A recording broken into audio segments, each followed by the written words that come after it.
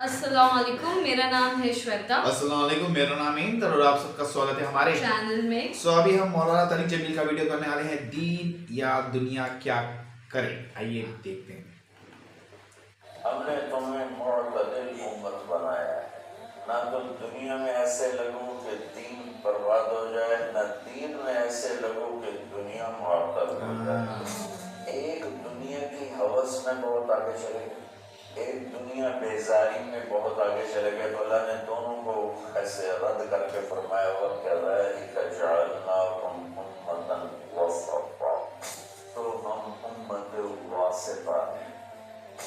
ہمارے ذمے ہے جو تبلیغ والے کر رہے ہیں، ہمارے ذمے ہے کہ ہم اب اللہ کے پیغام کو لوگوں تک پہنچائیں اور ہم واسطہ بنیں بندوں اور بندوں کے رب کے درمیان۔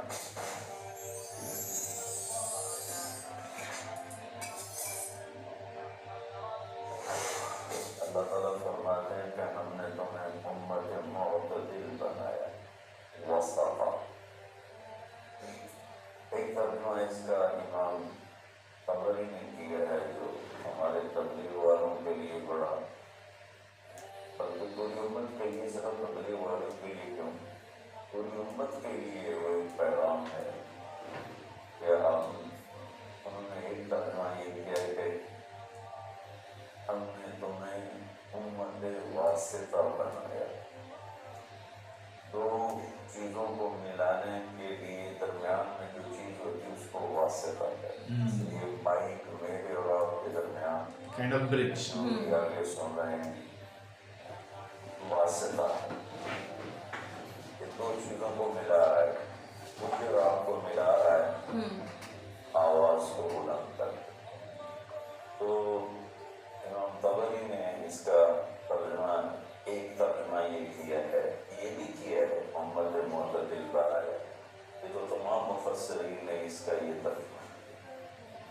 امام طبری نے ایک ترجمہ یہ کیا ہے کہ ہم نے تمہیں امت واسطہ بنایا ہے۔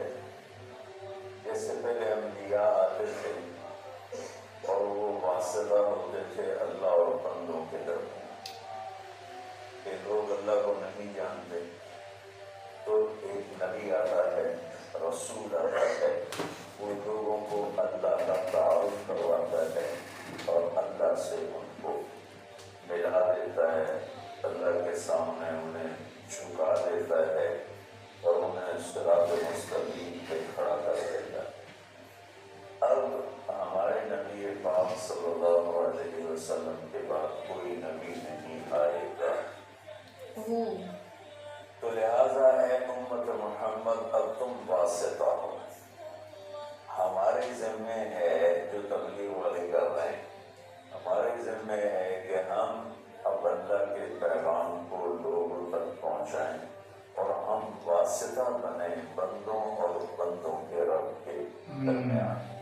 یہ بہت خوبصورت ترجمہ ہے، کسی جتنی تفسیریں میں نے دیکھی اس میں مجھے سوائے طبری کے اور کہیں نہیں ملا، اور آپ کے شاید علم میں ہوگا کہ طبری پہلی تفسیر ہے جو امت میں لکھی گئی، ابن جریر طبری رحمۃ اللہ علیہ۔ تو اللہ تعالیٰ نے ہمیں امت واسطہ بنایا ہے، کوئی تبلیغ میں نہیں جا رہا یا جا رہا ہے، امت ہے تو ہم امت واسطہ ہیں۔ نماز سب پہ فرض ہے، بہت تھوڑے سے لوگ پڑھتے ہیں، تو جو نہیں پڑھتے ان کی معافی تو کوئی، زکوٰۃ بہت تھوڑے لوگ دیتے ہیں، جو نہیں دیتے ان کو معاف تو نہیں۔ تو ایسے ہی میرے عزیزو، اللہ کا پیغام پہنچانا، اللہ سے لوگوں کو ملانے کی کوشش کرنا، یہ ساری امت کے ذمے ہے۔ بہت تھوڑے سے لوگ کر رہے ہیں، بے شمار امت ہے جو بھول چکی ہے اور بھولنا بھی بھول چکے ہیں، مجھے تو کوئی سیاد نے چھوڑا بھی تو کیا، دعوے پرواز نہیں، راہ چمن یاد نہیں۔ مجھے یہ شعر بڑا فٹ آتا ہے کہ شکاری چھوٹے سے پرندے کو گھونسلے سے اٹھا کے لے آتا ہے اور اگر اپنے پنجرے میں ڈال دیتا ہے، جب اس پرندے کی شعور کی آنکھ بیدار ہوتی ہے تو اپنے آپ کو ایک پنجرے میں دیکھتا ہے اور ایک کوٹھالی میں اس کے لیے دانا پڑا ہوتا ہے، ایک میں پانی ہوتا ہے، بس وہ وہاں سے دانا اٹھاتا ہے، وہاں سے پانی کے چل کر دے دیتا ہے اور وہیں پھڑ پھڑا کے بیٹھ جاتا ہے۔ تو جب اس کی آنکھ ہی وہیں کھلی تو اس کی ذہنیت اور اس کا جو مائنڈ سیٹ تھا وہ فکس ہو گیا کہ بس یہی میرا یہی میری دنیا ہے۔ تو پرندہ جوان ہو گیا تو شکاری نے ایک دن دروازہ کھولا، پنجرے کا، کہا اپنے چمن کو لوٹ جا، اپنے جنگل کو لوٹ جا۔ تو وہ آگے کہتا ہے تاب پرواز نہیں، اس سے تو اڑا ہی نہیں کرتا، اور اگر میں اڑ بھی جاؤں تو راہ چمن یاد نہیں، مجھے تو یاد نہیں تم مجھے کہاں سے لائے ہو، تو میں کدھر جاؤں، اور میں اتنے ہی رہنے دیں۔ تو اس وقت امت محمد صلی اللہ علیہ وسلم دکانوں کے پنجرے میں، فیکٹریوں کے پنجرے میں، ملوں کے پنجرے میں، زراعت کے پنجرے میں، کاروبار زندگی کے پنجرے میں ایسی بند ہوئی ہے، بس صبح گھر سے اپنے کام پر، کام سے گھر پر، گھر سے دکان پر، دکان سے گھر پر، یہ سارا ماحول ہے۔ اب جب انہیں کہتے ہیں کہ بھائی تمہیں اپنے چمن کو لوٹو، تمہیں تو دنیا میں اللہ کا پیغام سنانا ہے، تو کہتے ہیں تاب پرواز نہیں، راہ چمن یاد ہے۔ تو آج جو میں تھوڑی بات کرنا چاہتا ہوں وہ دوسرے معنی تھا، وَكَذَلِكَ جَعَلْنَاكُمْ أُمَّةً وَسَطًا، ہم نے تمہیں امت معتدل، درمیان والی امت بنائی۔ اچھا، یہ جو آیات کی نمبرنگ ہوئی ہے یہ بہت بعد میں ہوئی ہے، اللہ کے نبی کے دور میں یہ آیات کو نمبر نہیں لگے ہوئے اور اس طرح ایک ایک آیت الگ نہیں کی گئی تھی۔ بعد کے علماء نے اپنی محنت کوشش سے یہ آیات کا عدد تعداد مقرر کی۔ سورہ بقرہ کی 286 آیات ہیں۔ امتاً وسطا، درمیان والی امت۔ جب علماء سورہ بقرہ کی آیات بنا رہے تھے تو ان کے سامنے تو پیچھے سے چلے آ رہے ہیں، امتاً وسطا ان کے سامنے، تو اس وقت آیا جب وہ یہاں پہنچے تو یہ بڑی حیرت اور قدرت خدا بندی کی یہ ایک تصویر ہے کہ وَكَذَلِكَ جَعَلْنَاكُمْ أُمَّةً وَسَطًا، آیت نمبر 146 ہے، اور 146 وسط 286 ہے۔ 146 جمع 146 کتنے ہو گئے؟ مولیوں نے صاحب تھوڑا ہی عمدہ ہے۔ ہاں، کتنے ہو گئے؟ 200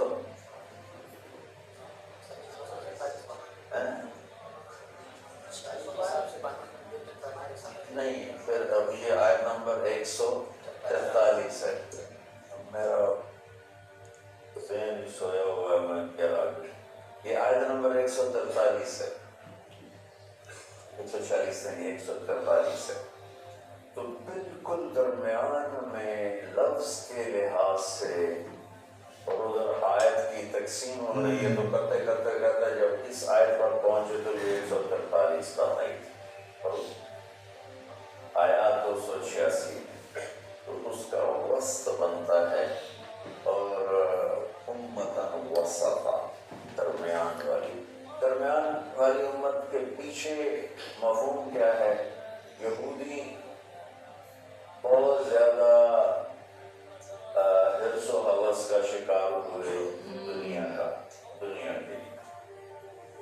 عیسائی رہبانیت میں ایسے دنیا ترک دنیا رہبانیت ابتدعوها ما كتبنا اللہ تعالیٰ نے کہا جو خود ہی شروع کیا میں نے تو کہا نہیں. تو تھوڑا پیچھے چلے جائیں تو عیسائیوں میں نہانا بھی گناہ تھا. پہلا کچیلا رہنا بزرگی تھی. بو آ رہی ہو, کپڑے گندے میلے, زبردستی اپنے اوپر اس قسم کے مجاہدے ڈالنا. تو ان کا ربانیت ابتدعوها ما كتبنا علینا.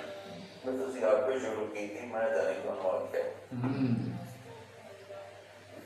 جب اسپین پہ قبضہ ہوا عیسائیوں کا تو سب سے پہلے جو انہوں نے کام کیا, سارے ملک میں جتنے تھے حمام غسل خانے وہ سارے گرا دیے.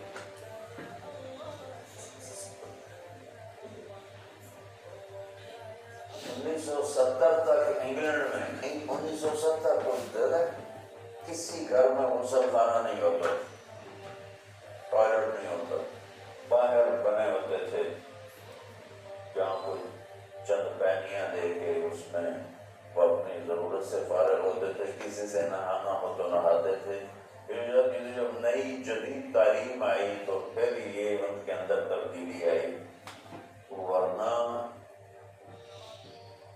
گندے رہنا, میلے کچلے رہنا, شادی نہیں کرنی, دنیا سے بیزاری کے مختلف طریقے, اپنے آپ کو تکلیف دینا, یہ بزرگی کی شان سمجھا جاتا.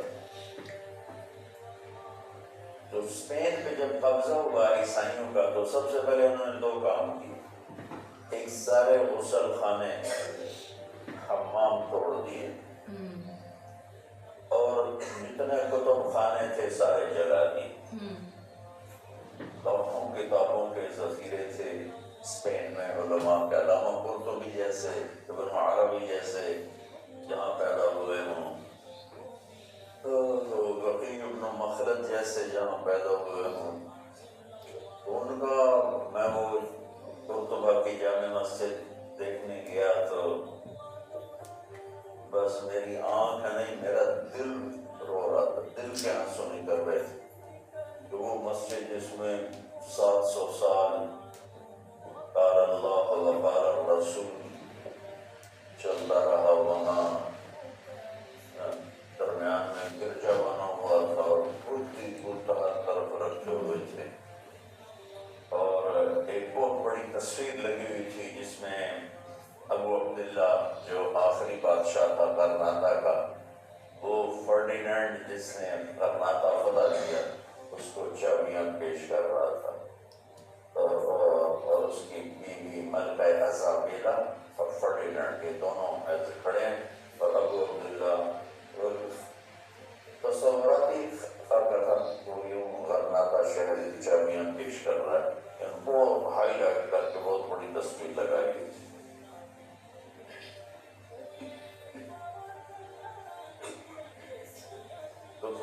ایک دنیا کی ہوس میں بہت آگے چلے گئے, ایک دنیا بیزاری میں بہت آگے چلے گئے. تو اللہ نے دونوں کو ایسے رد کر کے فرمایا وَكَذَلِكَ جَعَلْنَاكُمْ أُمَّةً وَسَطًا, ہم نے تمہیں معتدل امت بنایا ہے. نہ تو دنیا میں ایسے لگو کہ دین برباد ہو جائے, نہ دین میں ایسے لگو کہ دنیا معطل ہو جائے. کتنا اچھا ایکسپلیشن دیا دین اور دنیا کو بیلنس کرنے کا, کیسے اچھے سے سمجھایا ہے. اسپیشلی وہ پرندے کی جو اسٹوری سے سمجھایا انہوں نے, ایک جگہ پہ کھانا اور ایک جگہ پہ پانی, پنجرے میں رکھا ہوا ہے پورا ٹائم آف کورس. تو وہاں پہ وہی اڑنے بولتا ہے تو تمہیں کو تو اڑنا آتا ہی نہیں, تو بھی میں نے کبھی کیا ہی نہیں ہے, کہ ہمیشہ اس کی دنیا ہی وہ پنجرے میں ہے. تو جیسے بھی ہماری بول رہے ہمارے کام وام جو ہم ساتھ سے وہ ہمارا پنجرہ ہے, ہم سے باہر نہیں نکل پا رہے. صحیح بات, بہت اچھے سے سمجھایا. مطلب بٹ اچھا لگتا ہے جب یہ سمجھاتے ہیں نا بہت ڈیپ میں, اور ایسے ایگزامپلس دیتے ہیں نا جو تمہارے دماغ میں بیٹھ جاتے ہیں. نہیں بہت اچھا, بہت اچھا. ठीक है, ऐसे हम और करेंगे गाइस. तब तक के लिए वीडियो को like, subscribe, share, comment, click on the bell icon.